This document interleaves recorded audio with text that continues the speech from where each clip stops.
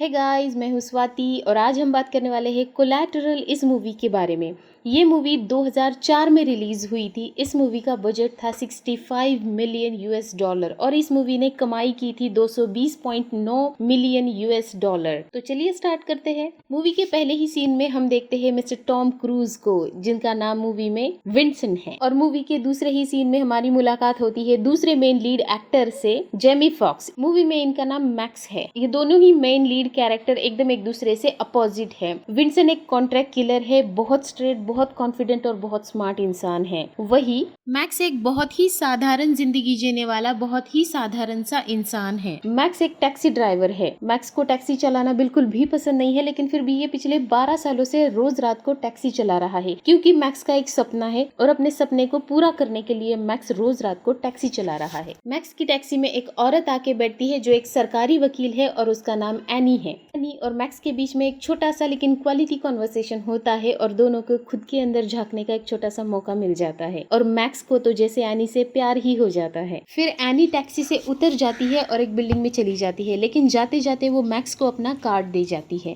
उसी बिल्डिंग से विंसन बाहर आता है और मैक्स की ही टैक्सी में बैठता है और बस यही से मैक्स की बैड नाइट शुरू हो जाती है। अब मैक्स के लिए ये बैड नाइट कैसे बनती है ये हम आगे देखेंगे। फिर विंसन को जहां ड्रॉप करना था उस स्पॉट पे पहुंचने के बाद विंसन मैक्स को उसकी कमाई के डबल पैसे ऑफर करता है और रात भर के लिए उसको हायर कर लेता है। पहले तो मैक्स मना कर देता है, लेकिन बाद में पैसों के लिए वो मान जाता है। फिर विंसन बिल्डिंग में चला जाता है किसी से मिलने के लिए और मैक्स नीचे अपनी गाड़ी में रुक जाता है। मैक्स नीचे अपनी गाड़ी में कुछ खा रहा होता है, तभी एक आदमी आके ऊपर से चौथे फ्लोर की गाड़ी पे गिर जाता है। मैक्स बहुत घबरा जाता है। तभी विंसन भी नीचे आ जाता है और विंसन मैक्स को गन दिखा के डराता है। फिर ये दोनों वो जो आदमी गिरा था ऊपर से उसकी लाश को डिक्की में डालते हैं और मैक्स विंसन को अपनी टैक्सी ले जाने के लिए बोलता है, बट विंसन बहुत स्मार्ट है, वो मैक्स को ऐसे ही नहीं जाने देने वाला और फिर वो दोनों उस टैक्सी में वहाँ से निकल जाते हैं। जिस आदमी को अभी अभी विंसन ने मारा है उस आदमी का एक डिटेक्टिव इंतजार कर रहा था। जब वो आदमी नहीं पहुंचा तो वो डिटेक्टिव उसके घर पे पहुंच जाता है और वहाँ के सारे हालात देख के उसे पता चल जाता है कि यहाँ कुछ हुआ है और वो पुलिस की टीम को बुला लेता है वहाँ पे। अभी जो भी हुआ मैक्स उससे बहुत परेशान है। वो विंसन के साथ नहीं रहना चाहता, लेकिन विंसन उसको नहीं जाने देने वाला। वो दोनों टैक्सी में जा रहे होते हैं, तभी उनको 2 पुलिस वाले रोक लेते हैं बिकॉज मैक्स की गाड़ी की विंडशील्ड टूटी हुई है और विंडशील्ड पे खून भी लगा है। बहाना बना देता है कि हिरन टकराया था, ये हिरन का खून है और उसी की वजह से विंडशील्ड भी टूटी थी। लेकिन पुलिस वाले नहीं मानते, वो डिक्की खोलने के लिए बोलते हैं और गाड़ी जब्त करने की बात करते हैं। और इधर विंसन पूरी तरीके से तैयार था, अगर इन दोनों ने डिक्की खोली तो वो इन दोनों पुलिस वालों को भी मार के डिक्की में डाल देता। थैंक गॉड ऐसा कुछ नहीं हुआ। उन 2 पुलिस वालों को रेडियो पे कुछ मैसेज मिलता है, कहीं पे वारदात हुई है और वहाँ पे उनको जल्दी से जल्दी पहुंचना होगा, तो वो दोनों मैक्स को वार्निंग देते हैं और वहाँ से निकल जाते हैं। फिर मैक्स और विंसन एक बिल्डिंग के पास आके रुक जाते हैं। विंसन मैक्स के हाथ गाड़ी के स्टीयरिंग व्हील से बांध देता है और तभी मैक्स की टैक्सी में उसके बॉस का कॉल आ रहा होता है रेडियो पे। मैक्स बात करता है बट उसका बॉस उसको धमकी दे रहा होता है कि तुमने गाड़ी कहीं भिड़ाई है और पुलिस का कॉल आया करके। तो विंसन बात करता है उससे और पुलिस की धमकी देता है कि तुमने अगर मेरे ड्राइवर को परेशान किया तो मैं तुम्हारी शिकायत पुलिस में कर दूंगा करके। देन कॉल कट जाता है उसका और विंसन बिल्डिंग में चला जाता है अपना काम करने। नीचे मैक्स शोर मचाने की कोशिश करता है। ऑलरेडी सड़क पे बहुत सारा शोर था, किसी का ध्यान नहीं जा रहा था मैक्स की तरफ, लेकिन कुछ लोगों का ध्यान जाता है मैक्स की तरफ और वो लोग आ जाते हैं मैक्स के पास। लेकिन जो लोग आते हैं वो कोई शरीफ लोग नहीं है, उल्टा वो गन दिखा के मैक्स का वॉलेट चुरा लेते हैं और विंसन की बैग भी लेके जाने लगते हैं। तभी विंसन बिल्डिंग से नीचे आता है, उन लोगों को मार देता है और अपना बैग और मैक्स का वॉलेट लेके वहाँ से ये दोनों निकल जाते हैं। ये एक मैक्स के लिए मैसेज था कि किसी से मदद मांगने की कोशिश करेगा तो बेवजह और भी लोग मारे जाएंगे। फिर वहाँ से विंसन और मैक्स एक जैज म्यूजिक सुनने के लिए एक क्लब में चले जाते हैं, लेकिन मैक्स को जैज बिल्कुल भी पसंद नहीं है। फिर भी वो वहाँ बैठते हैं, 1 घंटे तक जैज सुनते हैं और फिर जैज जो म्यूजिक बजा रहा था उसके साथ बात करते हैं और फाइनली विंसन उस जैज बजाने वाले को मार देता है। अब मैक्स के सर के ऊपर से पानी जा रहा है। मैक्स बिल्कुल भी विंसन के साथ अब और नहीं रहना चाहता। तभी विंसन उसको मार पीट के समझा देता है और तभी और एक बार मैक्स के बॉस का मैसेज आने लगता है रेडियो पे और मैक्स का बॉस बताता है कि मैक्स की माँ बार बार कॉल कर रही है, मैक्स अभी तक उसकी माँ को देखने के लिए हॉस्पिटल क्यों नहीं पहुंचा। मैक्स मना कर देता है कि आज आज मैं नहीं जाऊंगा। लेकिन विंसन को लगता है कि अगर मैक्स नहीं गया तो लोगों को शक हो जाएगा और वो लोग मैक्स को भी और उसकी टैक्सी को भी ढूंढने लगेंगे। इसलिए विंसन और मैक्स दोनों चले जाते हैं मैक्स की माँ को देखने के लिए हॉस्पिटल में। मैक्स नहीं चाहता कि विंसन उसकी माँ से ज्यादा बात करे, लेकिन विंसन मैक्स की माँ से कुछ ज्यादा ही फ्रेंडली बातें कर रहा था, इसलिए भी और मैक्स को बहुत ज्यादा गुस्सा आ रहा था। इसलिए मैक्स विंसन का बैग लेता है और वहां से भागने लगता है। भागते भागते वो एक ब्रिज पे पहुंच जाता है और विंसन की बैग ऊपर से नीचे फेंक देता है। पूरा डाटा और उसका कंप्यूटर डिस्ट्रॉय हो जाता है। फिर विंसन मैक्स को मारता है, पीटता है। फिर वहां से विंसन और मैक्स एक बार और टैक्सी में बैठ के कहीं जाने के लिए निकल पड़ते हैं। फिर वो एक क्लब में जाके पहुंच जाते हैं और विंसन मैक्स को अपना डाटा जो अभी अभी मैक्स ने डिस्ट्रॉय किया है वो लाने के लिए अंदर भेजता है। विंसन इसलिए नहीं जा रहा है क्योंकि विंसन को कोई भी नहीं जानता, ना विंसन को किसी ने देखा है और ना विंसन ने किसी और को देखा है। और अगर डाटा लाने में किसी भी तरह की कोई भी गड़बड़ हुई तो मैक्स मारा जाएगा। और कोइंसिडेंटली डिटेक्टिव रे उसी क्लब में किसी इंक्वायरी के लिए आ पहुंचता है और सीसीटीवी में उसकी नजर मैक्स की टैक्सी पर भी पड़ जाती है और बड़ी मुश्किल से मैक वहां से डाटा लेके आने में और बच के निकल आने में कामयाब हो जाता है। लेकिन डिटेक्टिव रे और पुलिस वालों को शक हो जाता है मैक्स पे और ये भी पता चल जाता है कि मैक्स के अलावा और भी कोई कार में है। और ये पुलिस वाले मैक्स का पीछा करते करते पूरी तैयारी के साथ एक क्लब में जा पहुंचते हैं। इस क्लब में बहुत भीड़ है। पुलिस विंसन को ढूंढ रही है और विंसन अपने अगले शिकार को। पुलिस ने सिर्फ मैक्स को देखा है और मैक्स को पुलिस विंसन समझ रही है और पुलिस मैक्स को ही विंसन समझ के ढूंढ रही है। और आखिरकार विंसन को अपना अगला शिकार दिख जाता है जो एक सोफे पे बैठा है। वहाँ पे अचानक से गोलियां चलने लगती है और बहुत अफरा तफरी मच जाती है। वाले मैक्स को विंसन समझ के मारने लगते हैं, बट विंसन कई पुलिस वालों को मार के मैक्स को बचाता है। लेकिन मैक्स को लेकर डिटेक्टिव रे क्लब के बाहर आने में कामयाब हो जाता है। और इधर विंसन अपने शिकार को भी मारता है, उसके बॉडीगार्ड को भी और कई सारे पुलिस वालों को भी मारता है। और डिटेक्टिव रे और मैक्स से पहले क्लब से बाहर निकल के टैक्सी के पास आके खड़े हो जाता है। जैसे ही उसको रे दिखता है मैक्स के साथ, वो रे को भी उड़ा देता है और मैक्स को लेके वहाँ से फरार हो जाता है। पूरे शहर की पुलिस इन दोनों को ढूंढ रही है, आसमान से भी इनको ढूंढा जा रहा है। लेकिन विंसन बहुत स्मार्ट है, पुलिस वाले उनको ढूंढ नहीं पा रहे हैं अभी तक। विंसन और मैक्स के बीच में एक बहुत ही इमोशनल कॉन्वर्सेशन भी होता है। मैक्स बहुत हताश हो चुका है, निराश हो चुका है। अब ये सब उसके सर से ऊपर जा रहा है, इसलिए मैक्स बहुत ही स्पीड से अपनी गाड़ी का एक्सीडेंट कर देता है। पुलिस को आते देख विंसन वहाँ से भाग जाता है। पुलिस वाले को मैक्स की डिक्की में एक लाश दिखती है, इसलिए पुलिस वाला मैक्स को हथकड़ी लगा रहा होता है।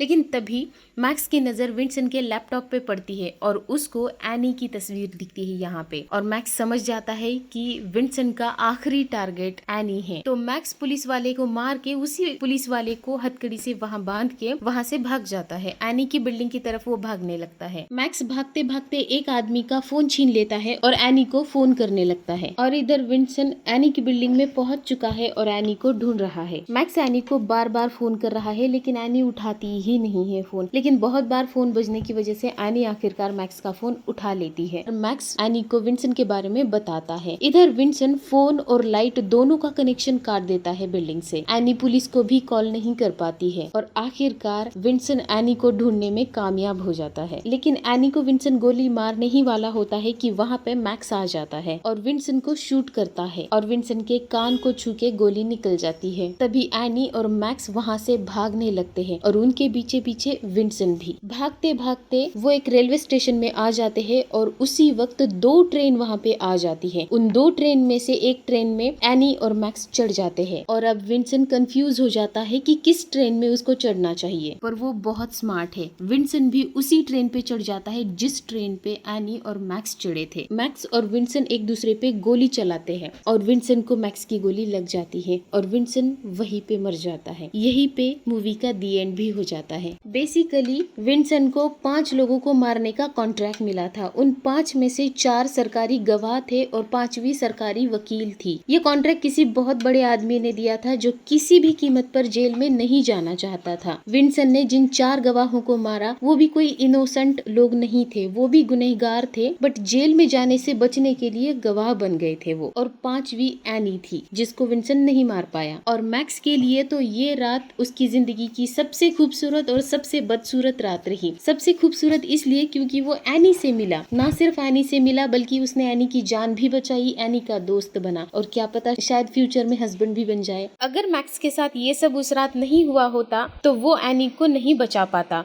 और शायद जिंदगी में फिर कभी वो एनी से नहीं मिल पाता।